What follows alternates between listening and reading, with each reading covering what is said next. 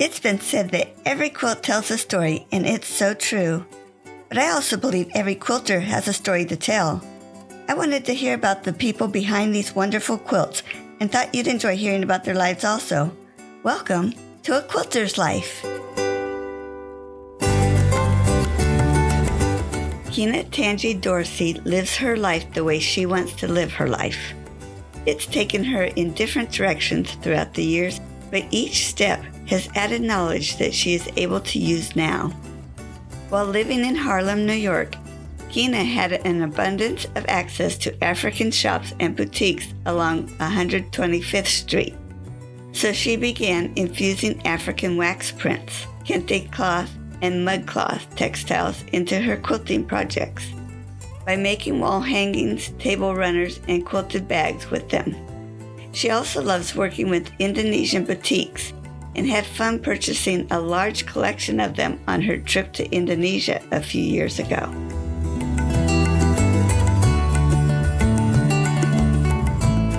Kina, thanks for joining me on A Quilter's Life. Thanks for having me. It's a pleasure to be here today. It was so good of Shelley Martella to send you my way. So how did you meet Shelley? Yes, Shelley. Shelley is so sweet. I love Shelley. I met Shelley at the Pacific International Quilt Festival a few years ago. I was actually there as a participant, just as a quilter coming to the conference to take classes. And I also had a quilt hanging in the quilt exhibit there. So it was my first time there, and I'm walking around, and it was really my first time exhibiting in a conference. So I was really excited. And I hadn't been to a quilt conference of this size and this magnitude, just kind of small local ones. And so I'm walking around and I see this woman in the booth, and she has this beautiful smile, and she's brown. And quite honestly, I was kind of walking around looking for other women of color, Black women, just kind of see if there was any sort of diversity. And I'm always looking for businesses and people I can support and things of interest of that nature. And I saw her. So I went over to her and I just started talking to her, and she was so kind and she was so sweet. I had been thinking about starting a fabric business. I started talking to her and I was like, it's so nice to see a Black woman quilter have a booth and a business. So I just started buying all this fabric, and I stayed in her booth way too long. She had beautiful fabric that's different and unique. And I said, I'm thinking about selling African wax print fabric because my education and my quilting and sort of my art and aesthetic is all around that. And I said, but I'm not really sure and I don't really know where to start. And she just started talking to me, and we just established a relationship that way. And it was just really sweet. And she just really left an impression on me. And I kind of stayed in touch with her. We became friends on social media. And then maybe about a year later, I reached out to her and I was like, I'm doing it. And I said, I'm just going to go through it. And she was so encouraging, and she was so sweet, and she was so nice. And I just remember her giving me tips on like trade shows and vendors, and just very gracious, very kind, very welcoming. Now, whenever I go to a conference, I'm looking for her. Or when I look at the vendors, I'm like, oh, I got to go see Shelley. We'll run over and hang out and just keep checking on each other over the 3 or 4 days of the conference. So she's just been wonderful. She's a sweet, sweet, wonderful person who gives back graciously. Yeah, it was so much fun to interview her too. Yeah, I loved her interview. And when she mentioned how we met, I was like, oh my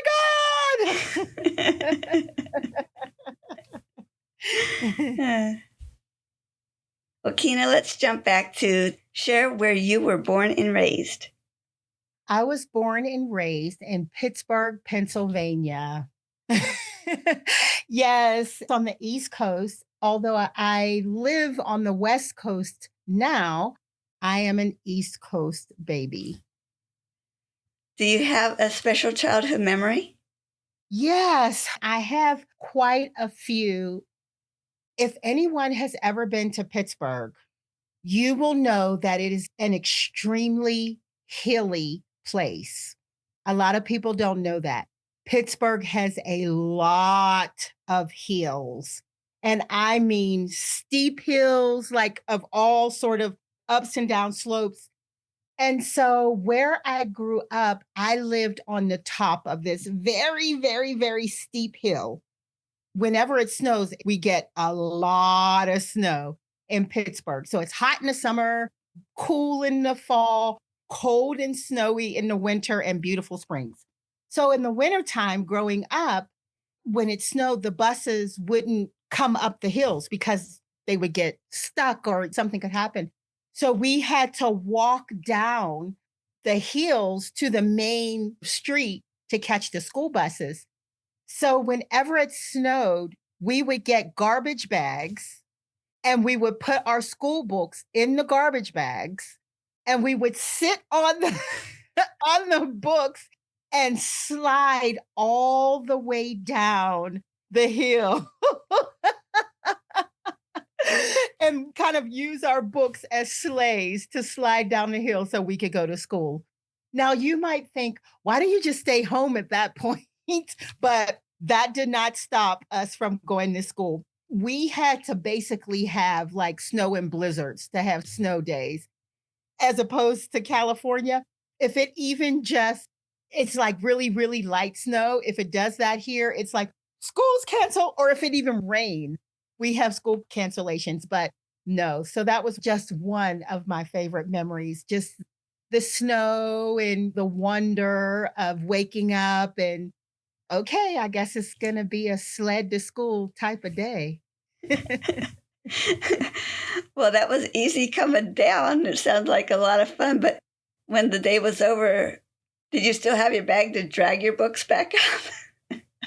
Now that's the other side of the story. You didn't think about that going down. Coming back was another story, not so much fun. Yeah, lugging your book bag back up the hill and also slipping and falling and just slushy, melty. Yeah, no, coming home was not as fun. No. Well, other than quilting, did you have employment throughout the years? Yes. So this is a very interesting story. I have gone through multiple transitions as far as career in my life.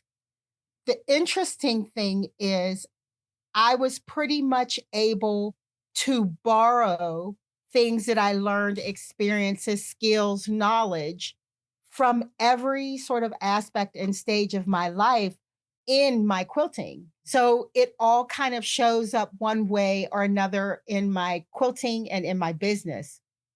I started as an actor. So I went to undergraduate college in Pittsburgh, Pennsylvania. I went to Carnegie Mellon. But before I went to Carnegie Mellon, I went to a performing arts high school. So I was an actor. So I'd grown up all my life. I knew that's all I wanted to do. I wanted to be an actor. I wanted to be on the stage and screen and television. And that's what I wanted to do. So I went to performing arts high school. Then I went to college. I got my undergraduate in drama acting. And then I moved to New York City. And then I was a Broadway actress in New York City for almost 20 years. A professional, that's all I did. That's how I made my living. Then, towards the end of that, there were some personal existential things that I was going through. Now, I had a wonderful career as an actor, and I did some amazing things. It was just an extraordinary life. But I decided I needed a change. And so I took a hiatus from theater and I worked at an investment bank for 2 years. And so, as a temp, I just wanted to do something different. So I was there working at this investment bank. Lehman Brothers nonetheless. Now, the crazy thing about this is Lehman Brothers that I worked at was right in the same district as the theater in Broadway. So during this time where I'm just kind of reassessing, taking a break, I'm walking through the theater district past all the Broadway theaters where I worked, all my friends. They think I'm going to my theater show, but I'm going to the financial, which is literally right across the street from where Les Miserables played for years and years. So from my office, I'm looking out and there's the Les Mis marquee. So it was weird. And the two worlds were extremely different. Like they could not be further apart other than sharing the same street and same neighborhood. So I did that for 2 years, and it was wonderful experience because the whole time I was there, it felt like I was researching for a character I was gonna play. Like, it was just kind of this weird feeling like, this isn't really my job. I'm playing an investment banker, or I'm playing like I work in this corporate world, and this is like 2 years research. So, what that did to me allowed me to not get that stressed out. I never felt like that was my real job and I wanted to like advance. So, I had no stress. I didn't care. There was so much stress and craziness going on around me, and people were like, "Oh my god, the boss is coming," or the CEO, and I was like, "Okay, well, good." I didn't have that sort of investment in it, and I ended up, oddly enough, being really good at it. And I was like, "What the heck is going on? This is weird." The more I was just kind of like devil's make hair, the better I became at my job. And my boss started noticing and giving me more responsibility and putting me in charge of more projects. And I was like, this is just crazy. So I saw a lot of things there and stress in a different kind of way. But what it did was I learned something about myself. I didn't realize that I was extremely organized, and that other side of my brain, other than the creative side, there was something there. I just had never given it a chance. Overall, I could see the big picture of things, among other things, and like getting office skills and organization skills and all of that. I didn't realize that I was good at that. Then it got to a point where it started getting too intense. And I was like, okay, I'm just here to find myself. I'm not here trying to move up and stay in this field. I was just here. I came on as a temp, and then they ended up offering me a full-time job. So anyway, while I was there, I decided I wanted to go to film school for producing and directing and writing. And so while I was there, I was writing scripts, and I realized that, wow, with all this organization, I was a good producer. So I applied to film school. I said, I'm going to go back to school for my master's. That's what brought me to California. I ended up getting into film school. So I came out to California and went to film school, and I loved it. So now I'm back in the creative as a filmmaker. So I went to film school, and I was there for like 2.5 years in film school. When I came out, now it's 2009, the big recession, like financial crash. A lot of times we don't know how industries are connected until something falls apart. We start to see how everything is impacted, right? No hiring, freeze in the industry. But I had these amazing films that were winning festivals all over the country. So I come out of film school and I'm traveling around the country with my film. It's on TV, it's in all these competitions and winning a few and finalists in a few, but I have no job because there are no jobs. No one's hiring.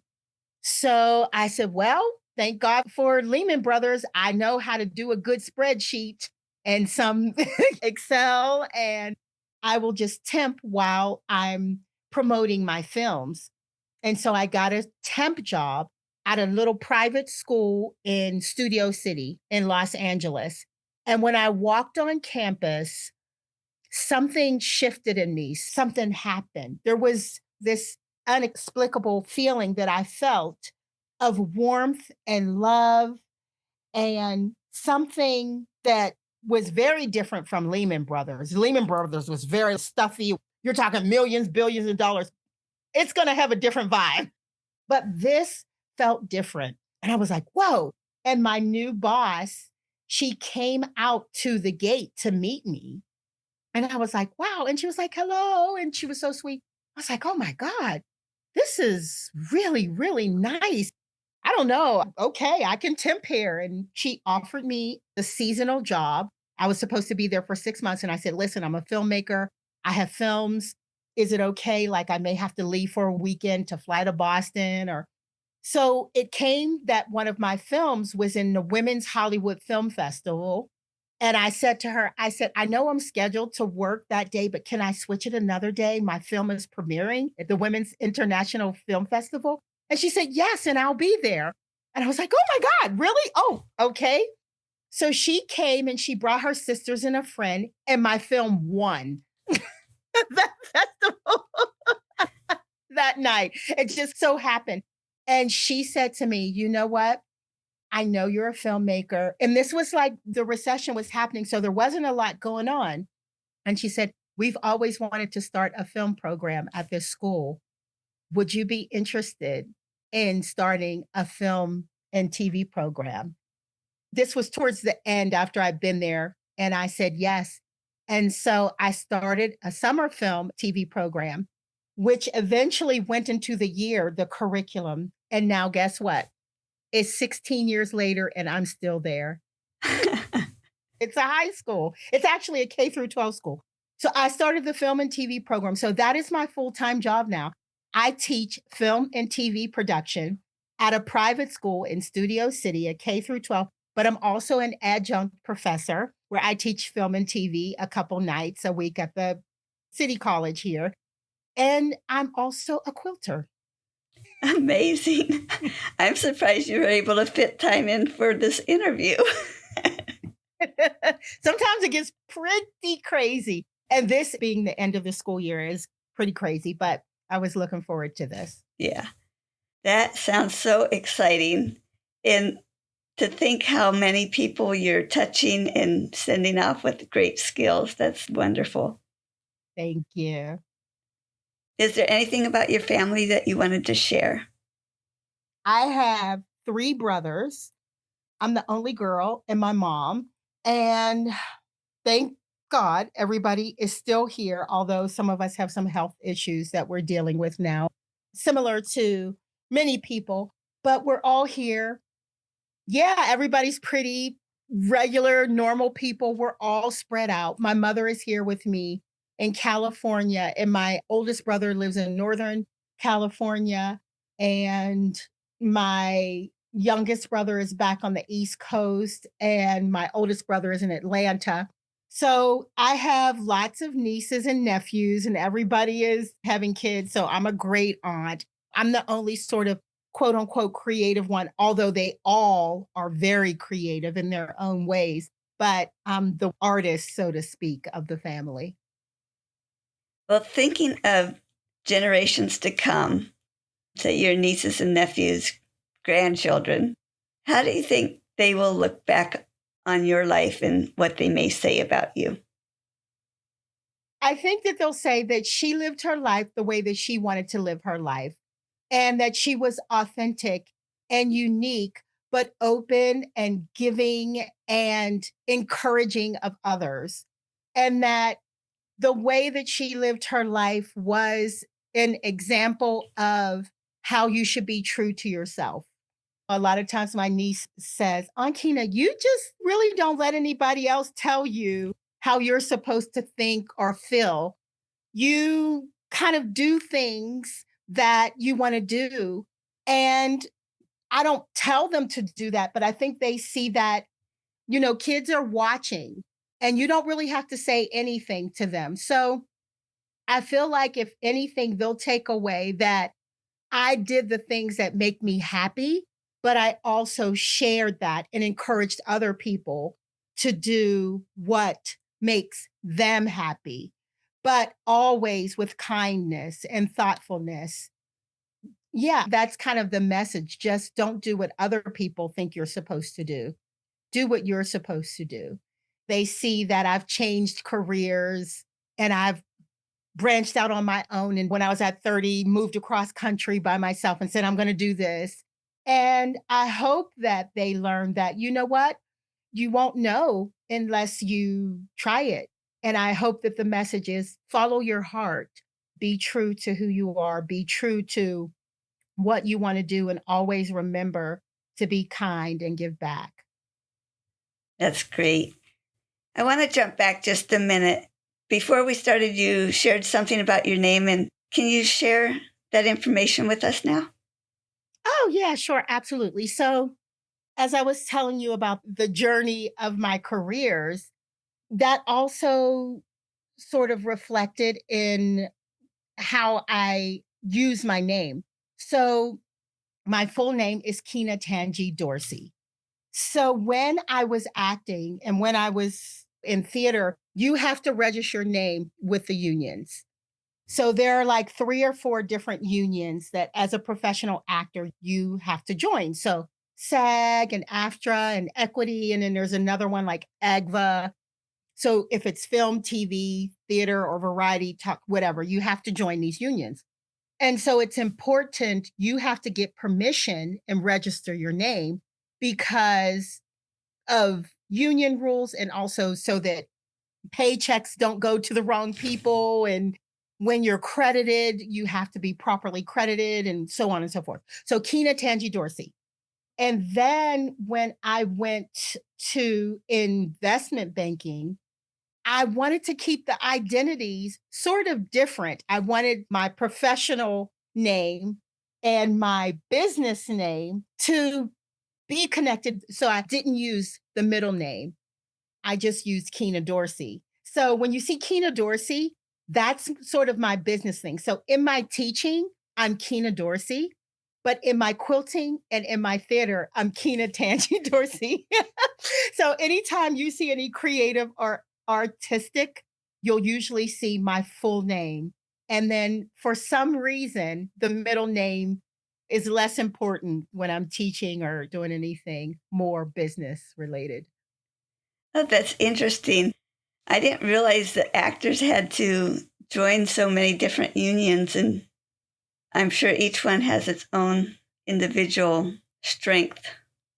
Yes, absolutely. And each one costs a lot of dues. So the goal is to keep working so you can keep up your dues. Wow. Besides quilting, are there other crafts that you do or have done? You know what? Quilting is the only craft I have done, but then there's different types of quilting, of course, like art quilting, which fall in that. I've never really gotten into paper crafting or knitting or crocheting, but I have other things that I do. So in theater, I was also a singer and dancer. So I am a dancer. I used to be, not anymore, a crazy, ridiculous fitness fanatic. And I sing also. I've sung with choirs and in theater. So I would say performing arts would be the other sort of artistic thing outside of crafting that I've done. How about any hobbies you might be into? I love the outdoors. I love nature. So I love swimming. I used to swim in high school on a swimming team. So now I love swimming in the ocean. Some people are scared to death to swim in the ocean, but I just love to be out in the sun, in the water, in nature, hiking, that sort of thing, parks. Yeah, outdoor. I like spending time outdoors. I laugh because growing up on the West Coast, I did not like that rough ocean. It was just too rough. Yeah, that one's rough. The Florida one is better, but when you go on vacation, the waters are usually calmer. And so Yeah, I take advantage of that when I'm able to get, like, to the Caribbean or somewhere like that Oh, where that's the much better. I thought you were liking that Pacific coast. I get in, but it's rough. It is. So, do you think any of your other activities show up in your quilting? Yeah, so actually almost everything shows up in my quilting. When I decided to make quilting a business, it was during the pandemic, and everyone was scrambling to try and figure out how we're going to continue while being in isolation. I woke up one morning during the pandemic and I had to figure out a way to move all my film and production classes online. And I sort of just woke up and I had this epiphany and I was like, oh my God, quilting. I was like, I can teach quilting online. Once I decided to do that, I set up my studio in a multi camera format. And I knew about lighting, I knew about sound, I knew about cameras, I knew about all of that. So I set up a virtual studio. Had I not had that knowledge, it's so much easier now. And, we all figured it out. We got these lights and these webcams and all this. But in the moment, I was one of the first people who was like, oh, this is how you do it, or I figured it out. So that knowledge of film came in handy when that happened. And then also teaching and speaking and learning. I was a teacher. So that came very natural to me. So I knew how to put a curriculum together for quilting. Now I know I have the teaching skills and experience, I have the camera skills, and then acting, you have to know how to speak, you have to know how to present yourself, you have to understand how to communicate. So that was very comfortable me. I was not camera shy by any stretch of the imagination. Actually, the opposite. Sometimes I have to tell myself to pull back so that people who are a little more introverted are not like, "Oh, she's too much." So I kind of know how to feel the audience and kind of do that. So now I have acting, filmmaking, teaching, and all of that coming together. And then, of course, the creative and the knowledge of quilting, all of these different things that I have learned along the way, and then some, all come together in my business and also in my quilting. Now, in my quilting, my whole life's experience, and that is sort of the story that my quilts tell.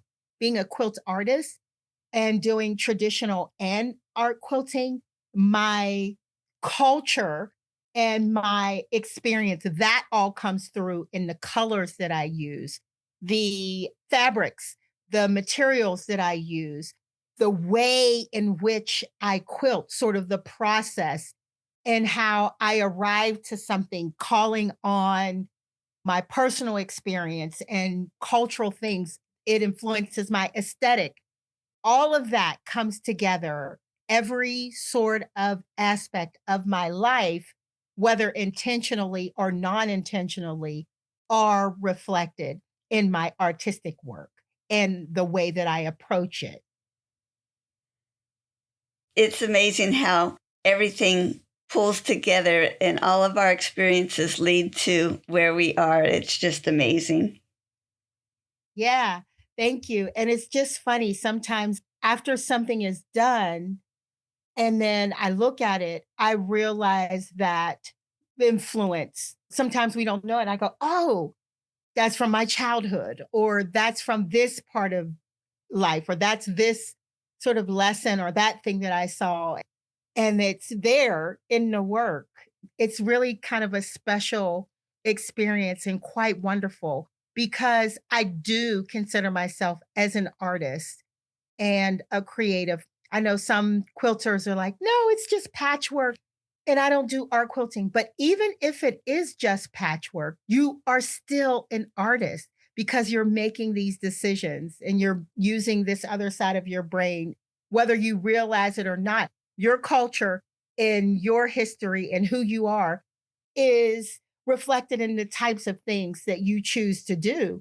Because the quilts that hang in my house, whether they're patterns or patchworks or art quilts, are going to look very different and tell you something about me.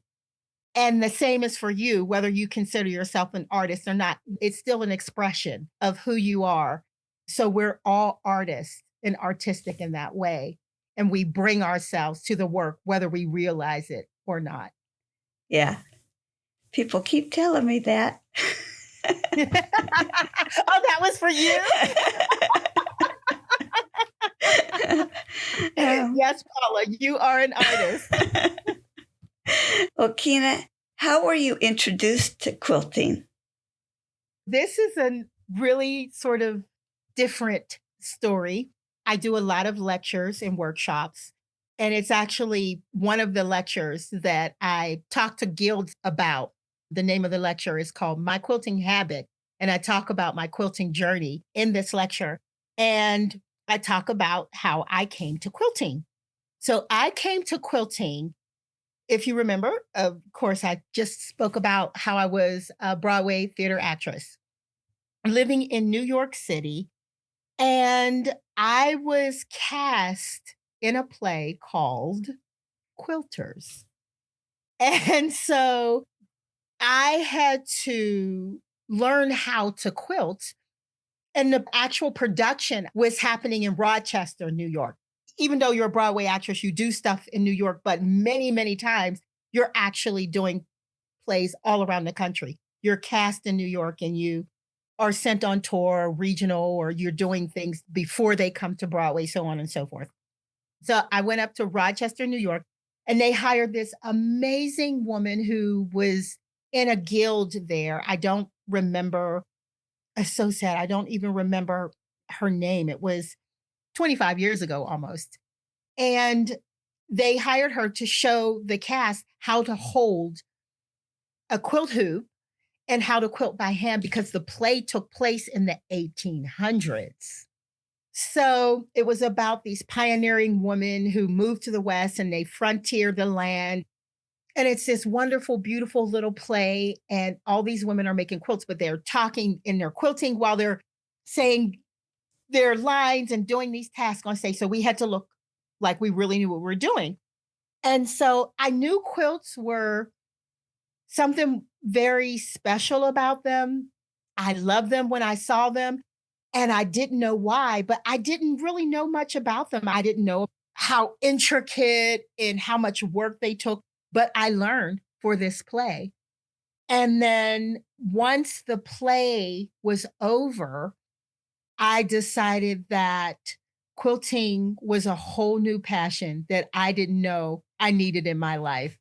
When I was doing the show, I just became obsessed. I didn't have to quilt after the show, but I was quilting before the show, during intermission, after the show, on the weekends, on our day off when we didn't have a show. And then when I came back to New York City, I brought my first sewing machine, a Sears Kenmore.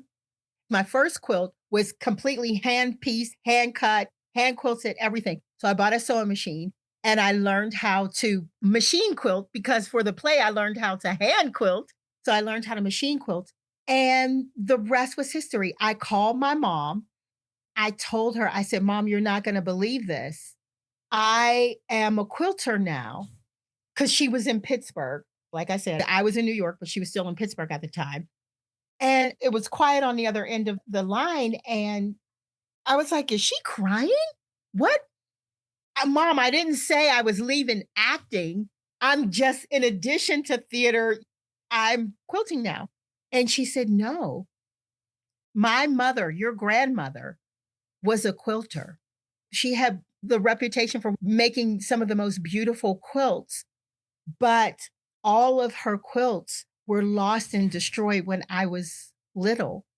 And that broke her heart. And she never picked up quilting again. She was supposed to teach me how to quilt.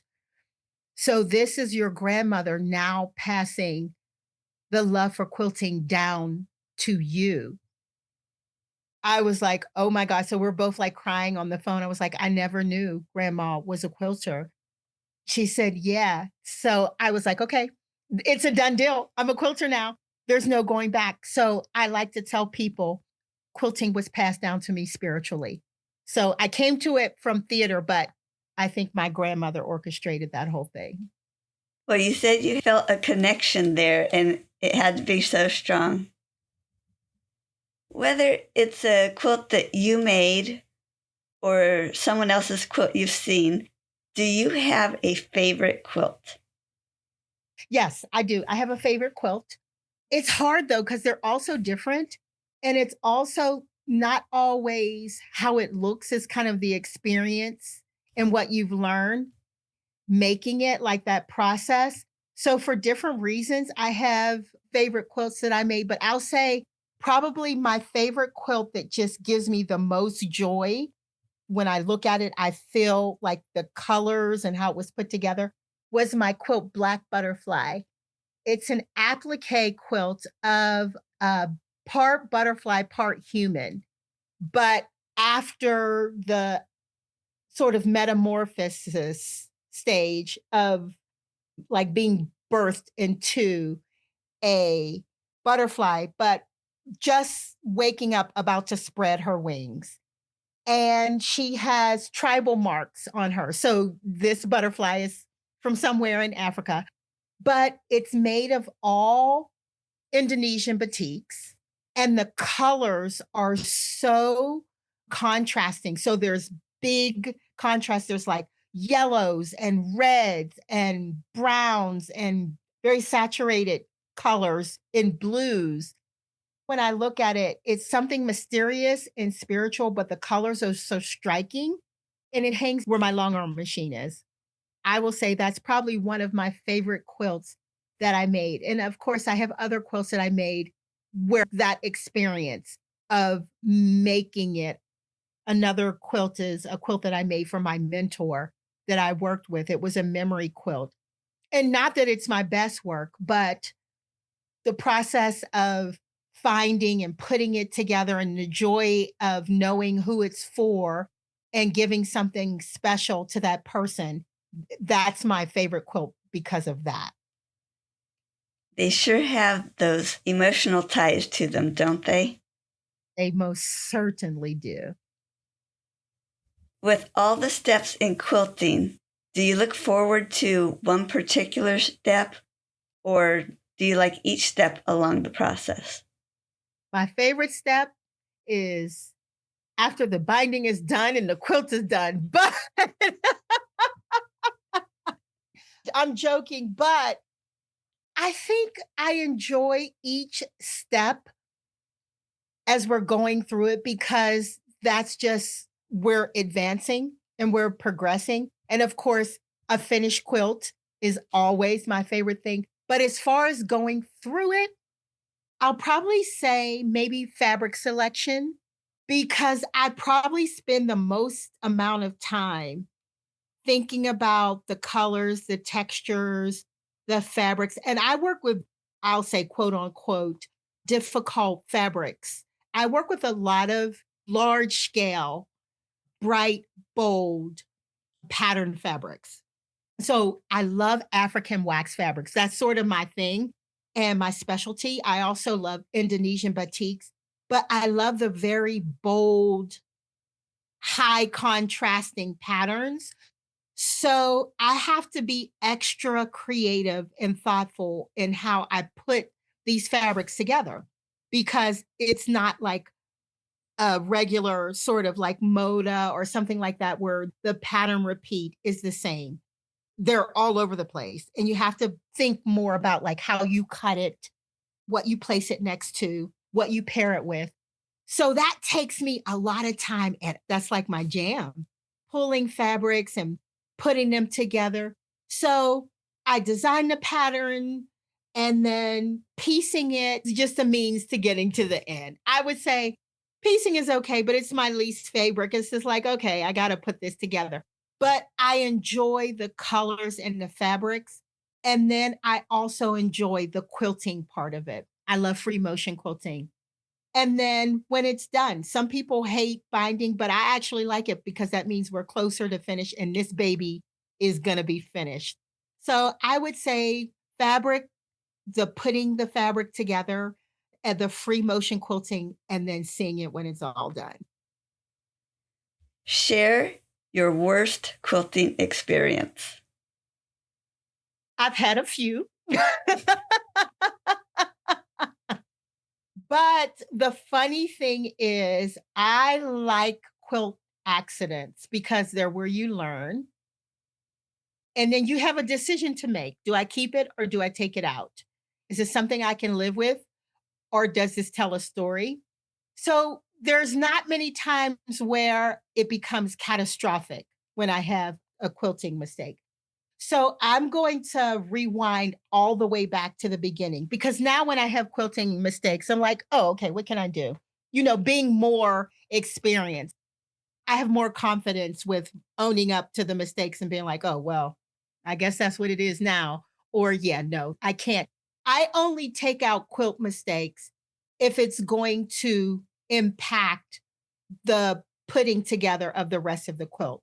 So if I'm like, okay, this is going to be a problem when I go to quilted or these are not going to add up. Otherwise, it's staying in there. That's my story and I'm sticking to it, sort of thing. Remember, I told you about my first Kenmore machine and I did my first piecing? That was my most difficult experience because my first quilt that I machine pieced I actually did pennants. So I had to do the diamond cut in diamond pieces. So basically, you cut the strip a certain length and then you cut the strip on angles to create the diamonds. And then you sew those together. Now, when you do that and then you put like a square, you sew them like to a square and it makes that pennant diamond. Well, when you do that, you have what are called Y seams. Y seams are some of the most challenging seams to piece together because you have to sew a quarter inch away from the edge and leave those until you piece. There's like all these little things. But anyway, not recommended for first time quilters. But remember, I'm an actress. I can figure out anything sort of attitude back then. Well, I was sewing those pennant blocks together, and none of them, I kid you not, Paula, none of them would lay flat. They were shaped like round bowl. They were like bowl shaped. They would not lay flat. And I could not figure out how to do a correct Y seam because you also have to know where to match them. So the ends were uneven or they weren't matching at the end. They were a nightmare. It was so frustrating. And math, especially quilt math, is not my jam. That's probably why I'm more so an art quilter. But I was so frustrated. I thought I made a mistake in buying that machine. I was like, if this is how it's going to be, I think I made a mistake. I can't figure this out. I kid you not, about 15 of those blocks that would not lay down. And so I walked away. I was frustrated and embarrassed. Eventually, I figured out and I got my first flat star pennant block. And I was like, oh my gosh. And I just kind of figured out like you have to figure out where the dog hairs, like how much of the little dog ears are going to be out. And then you know exactly where to stop. Anyway, I figured it out. And then I was like, okay, I guess I will be a quilter after all. After all, by that point, you had already shared with your mom, hadn't you? Yes. I was like, I can't turn back now. I got to figure, Grandma, are you there? Are you listening? How do we do this?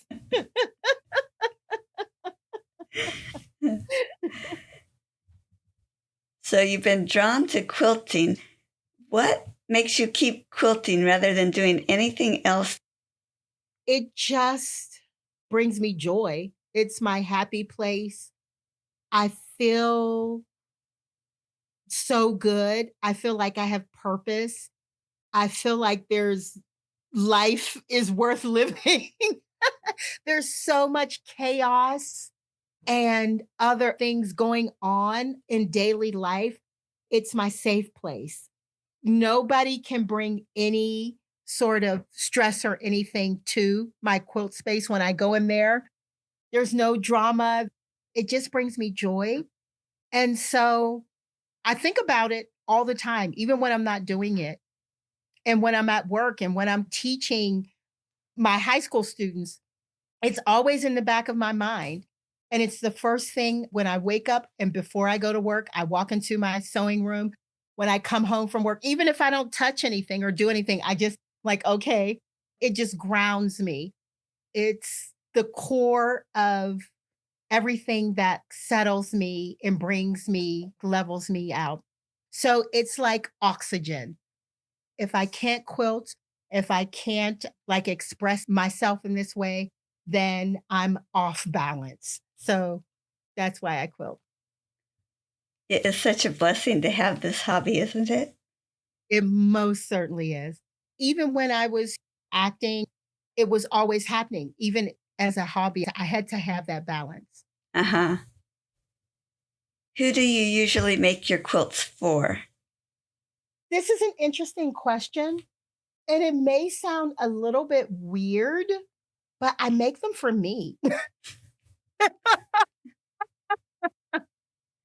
I make my quilts for me because it's the outlet that we all know the saying, quilting is my therapy.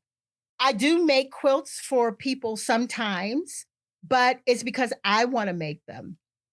And it's why I don't sell my quilts because that would be a whole different thing. I do get commission every so often to make a quilt. I may do 1 or 2 commissions a year, but if they're okay with giving me guidelines, maybe what colors you like, then letting me create it. But I don't like quilting on a time. I wanna make something and hopefully you'll like it and you'll enjoy it and appreciate it. Yeah, I had to quilt for myself because if I have to do it as a business, it's gonna take the fun out of it for me. So, that's why my quilting business revolves around teaching other quilters. And even long arming for someone, that would be too stressful for me.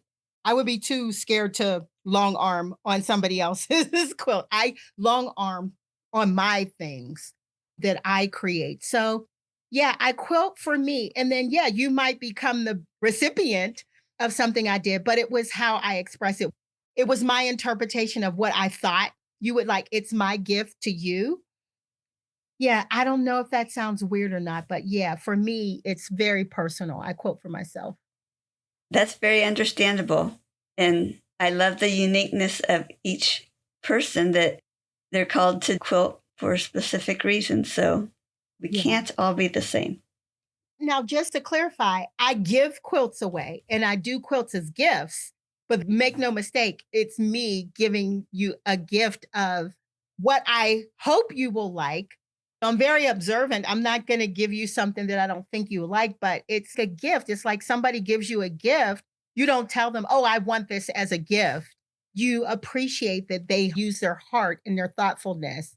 So that's how kind of I view it. I do gift a lot of them, not with your input, with mine.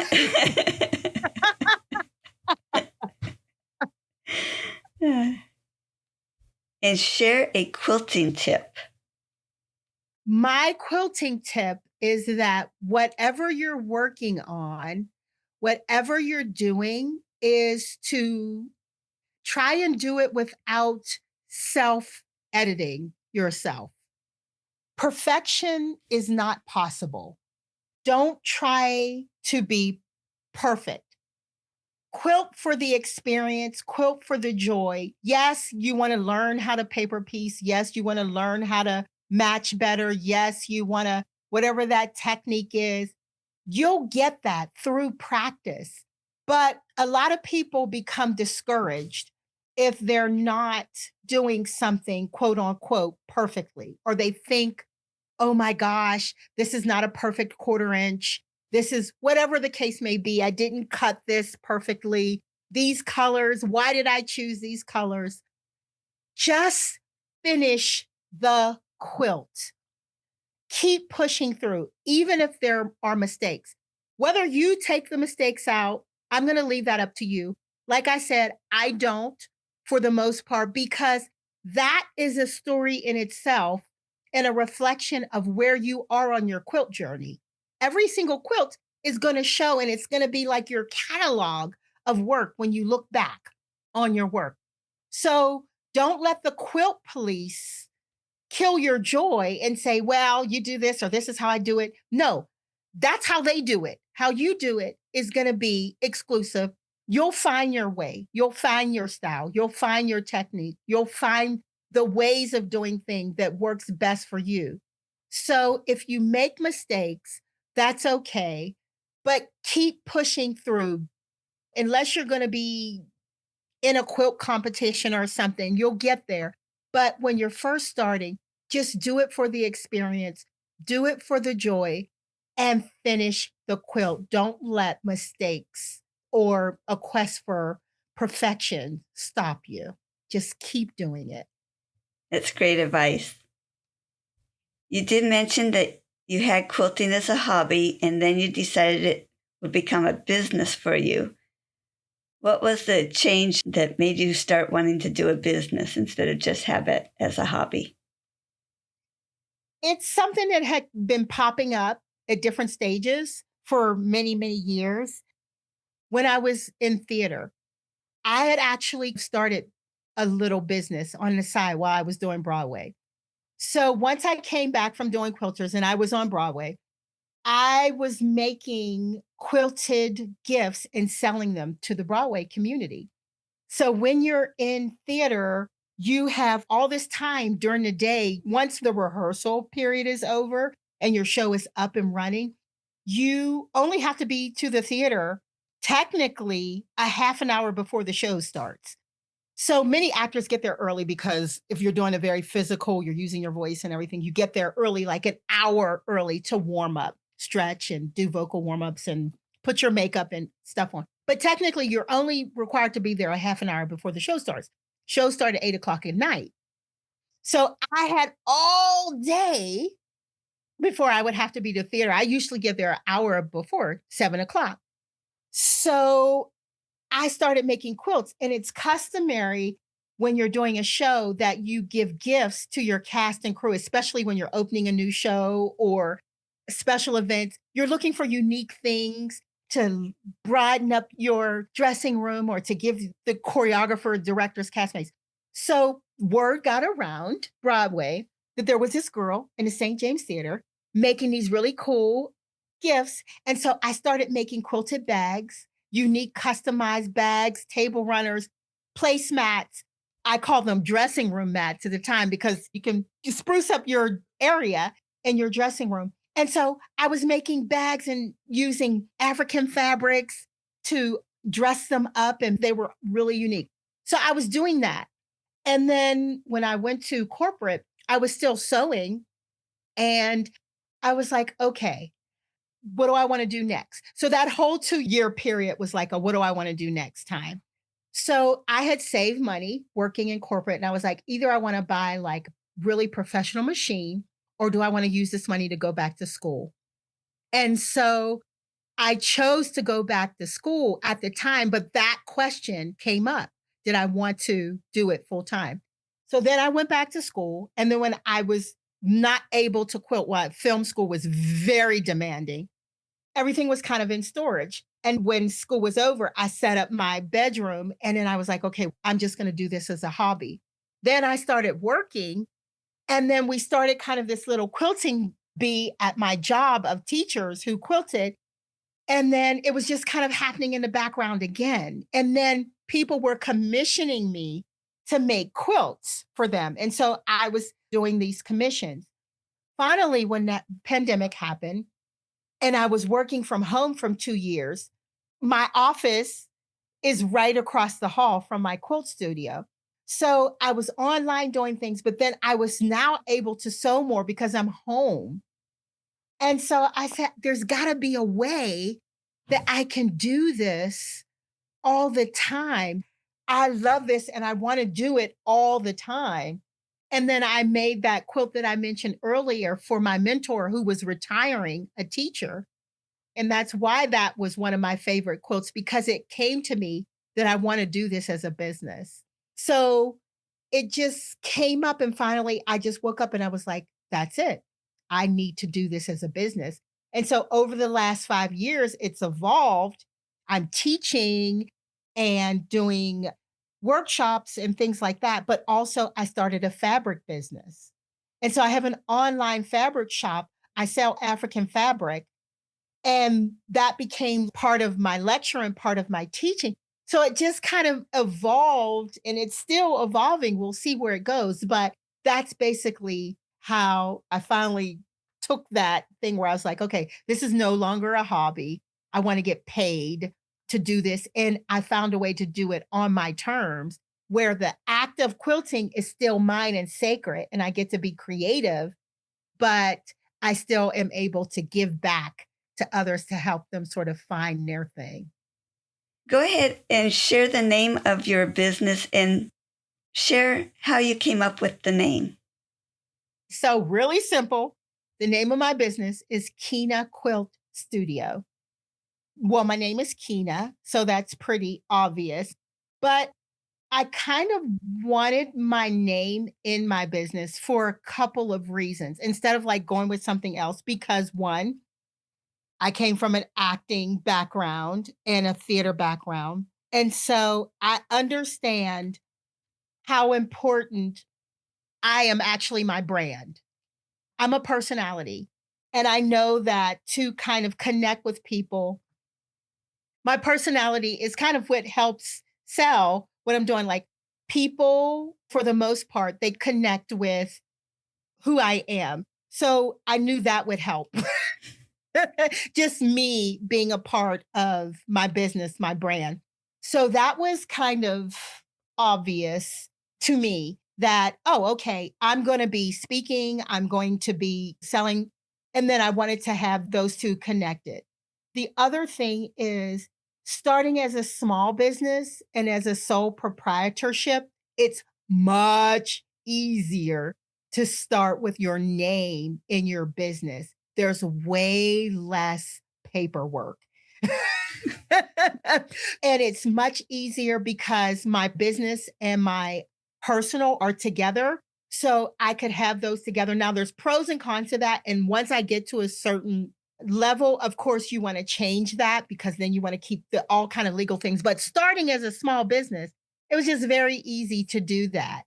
So there were some legal reasons where I was like, "Oh, that's just gonna be easier for me to get started," because when your name is in your business, then you don't have to jump through all these hoops to get business loans and all this other stuff. So that kind of played into it. But yeah, I just came up with it. And then also Kina Quilt Studio, I knew that I wanted to do many different things in my business but I didn't know what. And I knew that it was going to evolve over time. I knew that I wanted to teach. I knew that I was going to be an artist and that I knew at some point maybe I would sell, which is what I do now. And then I also know that there's going to be a media component to my business. I haven't gotten to that yet, but my film and my TV, like I would love to have a series that focuses on quilting. So I was like, there's going to be all these things under an umbrella. And so I just want to say quilt studio so that now that I could kind of have these things under that at some point. So those were all of the determining fact. Not very creative name, but it's practical because I knew I wanted to build out and leave space to be able to build out. It does fit just to be able to do everything, yes. Now, you mentioned the African wax fabric. Can you tell about those fabrics and how are they different from other quilting fabrics? Sure. Oh, I love African wax fabrics. They are some of my favorite fabric. if not my favorite textiles to work with. They're similar, but they're different in a lot of ways. So I'll start with how they're different. So they're different to quilters because we want to use them, but quilters, we're used to symmetry, right? We're used to picking up fabric that has the same rotation. Some may have some motifs and we fussy cut. The motifs are usually small enough to fit like in a square or a triangle or whatever. African fabrics, the scale of them for the most part are humongous. So a lot of times they're really big. When you're trying to figure out what colorway to use, they're usually all the colors of the rainbow. So you have to look at it a little bit differently sometimes and figure out, oh, what color is this? Is this blue? Is it yellow? Is it green? Because it usually has multiple colors of it. So you have to pick out like what the dominant color is. They're different because some of them are graphic and they are symbolic. A lot of the prints and the patterns of them have specific meaning and they're tied back to different regions of Africa. And so if they have a certain color, they have a certain pattern, they have like a symbol on them, you can usually tell what part of Africa that they're indigenous to based on the patterns. They have a language, a vocabulary. The patterns have names. And then some of them are spiritual or tied to religious beliefs or cultural beliefs. So those are the many ways that they're different. They're similar because they're 100% cotton. They're batiks. They're made very, very similar in the way that Indonesian batiks are made. In fact, the process of them were made based on the traditional Indonesian batiking methods are. And they're similar in how brilliant and beautiful they are in quilting and how they inspire us to make projects with them because when you see them, you're drawn to them. So many people can use them in their quilt projects and they want to, but they get afraid when they look at them because either they're like, am I allowed to use it? Is it okay? What's the cultural, will I be disrespectful if I cut them up and use them? Or I'm not African or Black. Am I allowed to use them? And there's conversations that I have around this. The answer is yes, because they're kind of replicas. They're of that. And then they're a celebration. I like to tell people the short answer is they're a celebration of the culture. They're imported worldwide. You're helping the culture, the economy, and your small businesses, and so on and so forth. There's more reasons. But the short answer is yes, you can use them, and please do. And when you do, just give acknowledgement. That's all in a nutshell. So that's why I love them. But, they have spiritual significance and cultural significance to me personal is why I'm connected to them. And I love all the messages that some of these symbols and colors and the history that is embedded. Of course, they've evolved and they're more modern now, but you can see the underlying historical and cultural references, even in the more modern ones. And they're used for clothing in Africa, but you can use them in quilting. That was a long answer, but yeah. But that's what I wanted to know. Thank you so much for that explanation. You started offering workshops. So that was during the pandemic? Yeah. So that was how I started Kina Quilt Studio was I started doing virtual workshops. I actually took an online class. It was a very involved, I don't know if we mentioned it online or not, but Tori and I, we were in the same class together, along with some other quilters now who are doing amazing things, who were either teaching locally and then they took this workshop. Like a lot of people that you may know, well known quilters now, we were in that sort of class together and we've all become very close knit and still in touch.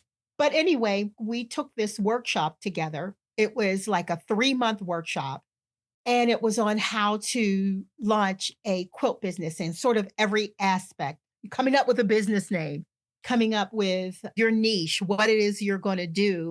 So I was trying to figure it out. And I was like, I'm not a pattern designer. I make quilts, but I don't know how to write them. I just do them and make my notes. Nobody else is going to understand them. So one of the things that came up in this workshop is you can teach. That's a very good way of starting until you figure it out. What is it that you do? And so portrait quilting was my specialty. So I created a cute little wall hanging portrait quilt, and I did a free online virtual workshop. I was so shocked. A lot of people signed up, and it was a 2-hour workshop. And at that 2-hour workshop, I introduced a paid for workshop that I was launching. And so that workshop was called How to Make a Selfie Portrait Quilt. And from the free one, I was just amazed at how many people signed up. And so that was my first paid thing. It was where you met once a week for, I think it was an 8-week workshop, and we met in person online. But I created an on demand module where everything that we did step by step was there. And it was amazing. We had like a private Facebook group, and I met all these people. So I just started doing that. And then guilds started booking me, and I was doing online lectures and workshops for like a 2-year span. So that's how it started. And then once we started coming out of the pandemic and people started coming back, it was time to move in person. Now, the twist and the funny part of this is that most people who were already teaching had been teaching in person and had to learn how to do things virtually. Well, I started teaching on virtually. And then when we got back, I was like, oh my God, how do we teach in person? So I didn't really know what to expect. So I had a lot of those people that I became friends with in that workshop that we took. I was like, okay, what do I do in person? Like, what's the setup like? I'm used to doing everything like set up digitally. And so it was just kind of this really interesting thing. And that's how it started. So now I do a lot of guild things in person and virtual now. So sometimes I'll do a Zoom virtual and then a in-person workshop, or both, depending on how comfortable they feel or how close we are. So, yeah, that's how it started. And so one of my lectures is quilting with African fabric. And so I would give hints and tips and show a lot of my work on how to use African fabric and incorporate African fabric. And so people kept saying, well, where do we get it? Where do we get African fabric? There are some online fabric shops that are specific, quilt specific, that sell. So I would send them to them, and I'm like, oh, this online store, for instance, like So Creative Lounge, Lisa Shepherd, you may or may not know who she is, of Cultured Expressions. I interviewed her. Yes. She's amazing. Cultured Expressions. And then So Creative Lounge is in DC. They have a wonderful general sewing thing, but they do have a whole quilting community. And then Quilt Africa, Miriam, she's in Nigeria. She has a huge quilt community, and her whole thing is around quilting with African fabric. But she has a whole community giving education on just all kinds of things. So she does a virtual quilt conference, and we've partnered a number of times. And so I was sending people to them. It was wonderful. But then as I started doing workshops, I needed to kit my workshops. And so none of them are wholesalers. And for a while, I was buying fabric from them. And I was like, ooh, this is expensive for me to kit. And when you're doing classes, they want a discount. So what's happening is I'm buying fabric from them to kit, and they're not wholesalers. And then I'm taking all this time to put things together and to cut. So then I was like, I'm going to have to buy fabric wholesalers to make these kits. So then I found wholesalers, and then I started making kits for the classes. So I'm like, okay, this makes more sense. So I was creating kits, but then they're like, but what if we just want to buy fabric and not the kits? I'm like, oh my gosh, this is getting out of hand. And so then I was like, okay. Then I started curating bundles and making fat quarters of African fabric to sell whenever I went to teach. Because whenever you do programs, they let the presenters sell things. So then I had products to sell, like bundles that I curate so that they know that they go together. And then they're like, this is great, but what do we do now that you're here at the conference? But how do we get fabric when we run out? And I'm like, OMG. I guess I'm gonna have to create an online quilt shop because the supply and demand. So then I created my online quilt shop. So now I have my online quilt shop that has African fabrics that are bundled. I have pre-cuts and fat quarters, and I put them together. And then I also vend at conferences. And so it's great. So now I'm a vendor. I vended at QuiltCon this year. That's insane to me when I think about it. I'm like, this little old store me is like next to art gallery or Moda. And I'm like, this is crazy. How did this happen? And then it's just full circle. And I'm thinking back to Shelley. And I'm like, wow, you never know how this is going to happen. And someone is going to walk by and they're going to see me and they're going to start like, oh, there's a small Black minority owned business and they're going to start talking to me. And then you just never know how you're going to help someone or what impact just being visible and present. And when I was at QuiltCon, I thought about that because I was like, wow, now I'm one of the Black businesses that I saw. And how powerful and magnificent is this story?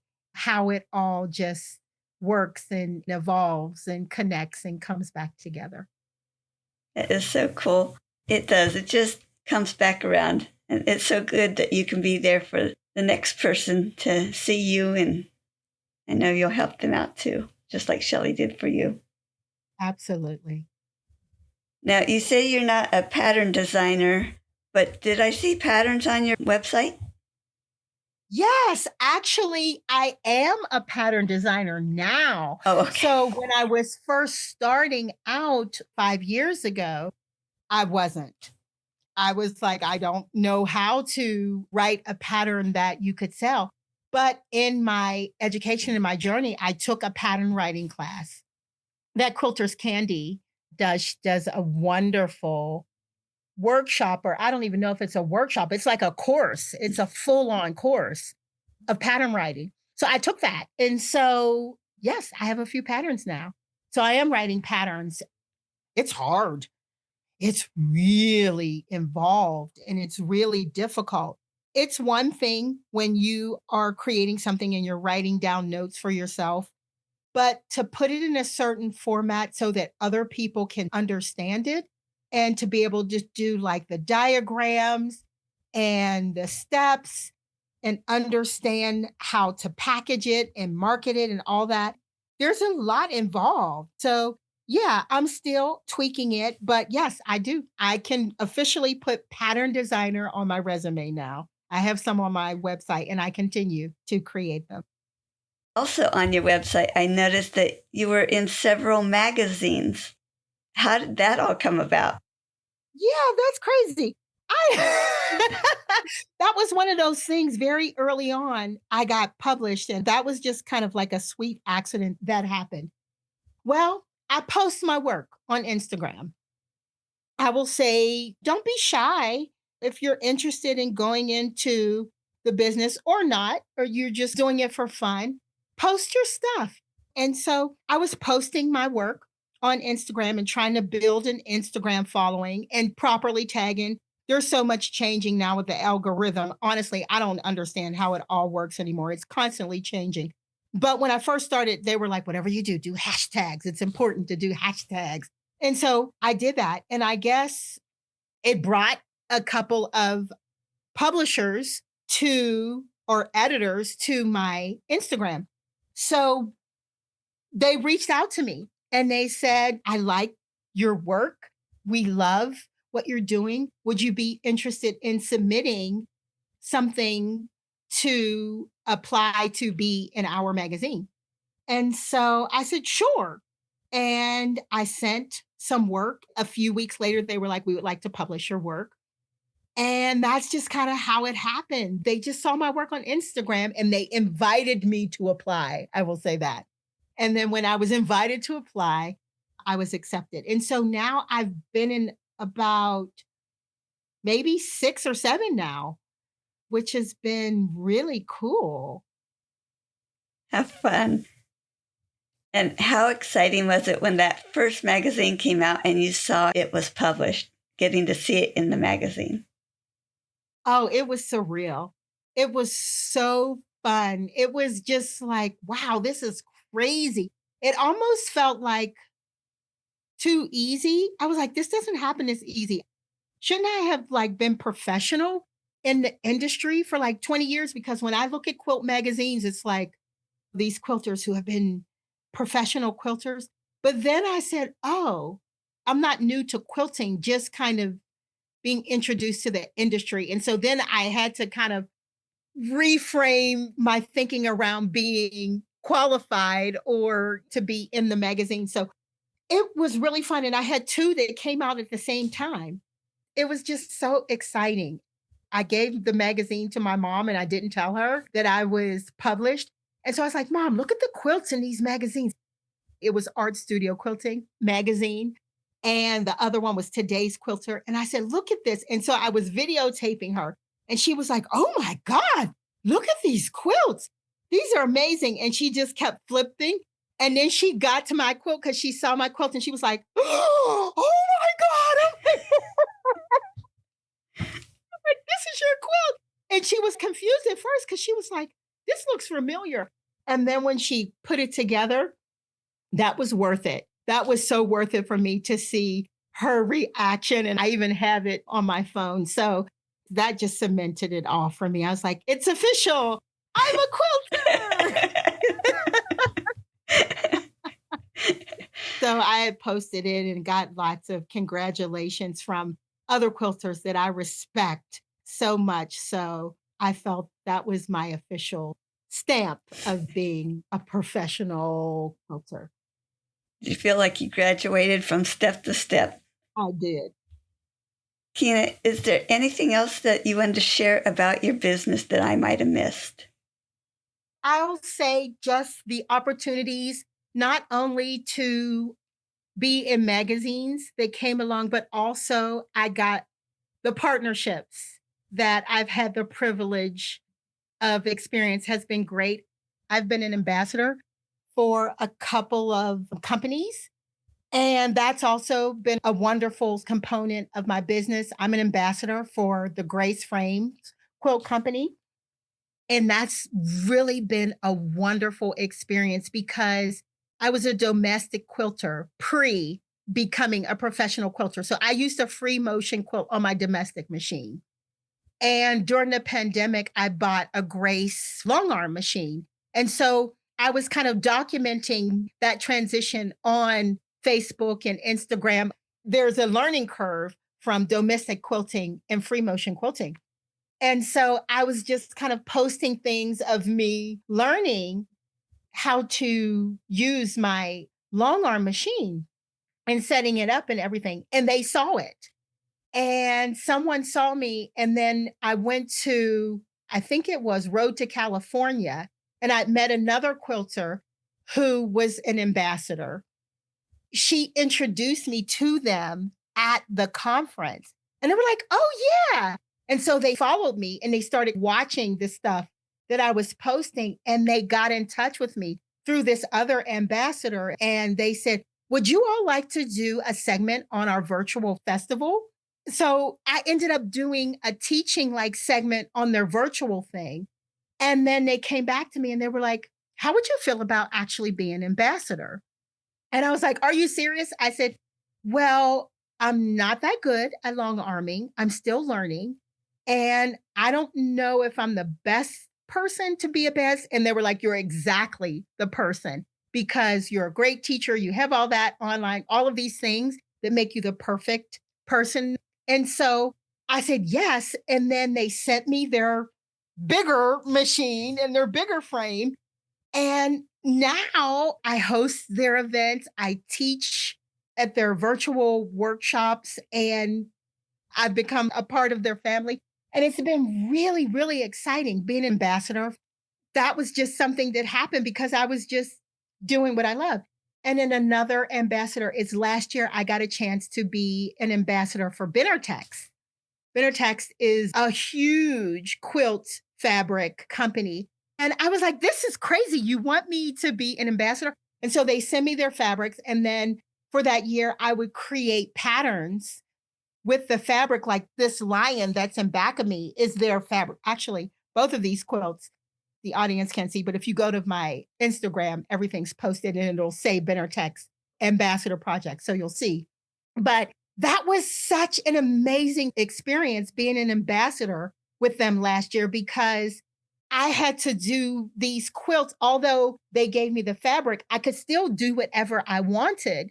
And so I came up with these things with their fabric, and it was so cool. And then I was an ambassador for cotton cuts. And then, I've been able to partner with different people. And so all of those things play into it. And those collaborations really go far and they have long reach and they introduce you to different kinds of quilters, different audiences, but everyone loves it and you're able to share and learn something. Yeah, so I would say that would be the thing that has been a wonderful experience being able to partner and become ambassadors for different companies along the way. Just love the quilting community where they lift everybody up. So much sharing, and it's just wonderful. Yeah. And then tell us where we can find you. Sure, yeah. My website is www.kinaquiltstudio.com. So on my website, that'll be kind of like the catch-all. You can read about me. Also, my online shop is there. If you're interested in any of my on-demand classes, that's there. If you're a quilt guild and you want to book me, the information to do that is there as well. Everything is there, like home based. And then on social media, I'm on Facebook and on Instagram, and my handle for both of those platforms is at Kina Quilts. Great. And those will be listed on your episode page. So if you don't remember, we can always go there and click on the link. Thank you, Kina, so much for joining us on A Quilter's Life. It was wonderful hearing your story. Thank you so much, Paula, for having me. This was really fun. Thanks for allowing me to share my story. I just enjoyed doing this so much, so thank you. Bye-bye. Bye.